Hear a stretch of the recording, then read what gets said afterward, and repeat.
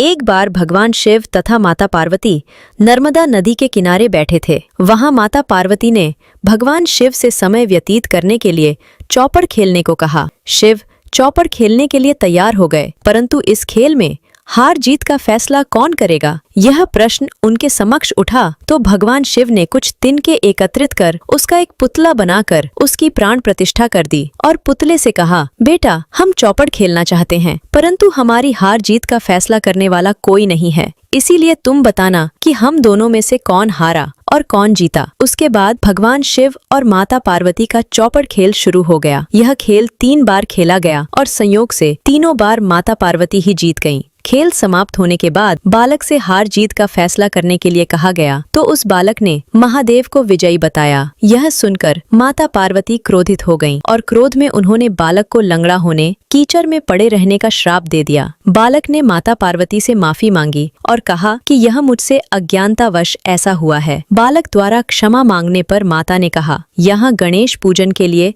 नाग कन्याएं आएंगी, उनके कहे अनुसार तुम गणेश व्रत करो, ऐसा करने से तुम मुझे प्राप्त करोगे। यह कहकर माता पार्वती शिव के साथ कैलाश पर्वत पर चली गईं। 1 वर्ष के बाद उस स्थान पर नाग कन्याएं आईं। तब नाग कन्याओं से श्री गणेश के व्रत की विधि मालूम करने पर उस बालक ने 21 दिन लगातार गणेश जी का व्रत किया। उसकी श्रद्धा से गणेश जी प्रसन्न हुए। उन्होंने बालक को मनोवांछित फल मांगने के लिए कहा। उस पर उस बालक ने कहा, हे विनायक, मुझ में इतनी शक्ति दीजिए कि मैं अपने पैरों से चलकर अपने माता पिता के साथ कैलाश पर्वत पर पहुंच सकूं और वे यह देख प्रसन्न हों। तब बालक को वरदान देकर श्री गणेश अंतर्ध्यान हो गए।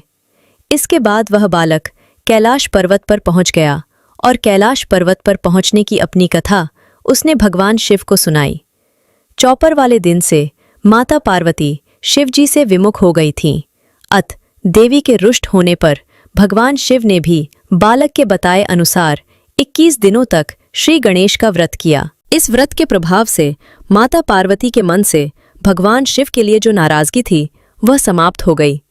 तब यह व्रत विधि भगवान शंकर ने माता पार्वती को बताई। यह सुनकर माता पार्वती के मन में भी अपने पुत्र कार्तिकेय से मिलने की इच्छा जागृत हुई। तब माता पार्वती ने भी 21 दिन तक श्री गणेश का व्रत किया तथा दूर्वा, फूल और लड्डुओं से गणेश जी का पूजन अर्चन किया। व्रत के 21वें दिन कार्तिकेय स्वयं माता पार्वती जी से आ मिले। उस दिन से श्री गणेश चतुर्थी का यह व्रत समस्त मनोकामनाओं की पूर्ति करने वाला व्रत माना जाता है। इस व्रत को करने से मनुष्य के सारे कष्ट दूर होकर मनुष्य को समस्त सुख सुविधाएं प्राप्त होती हैं।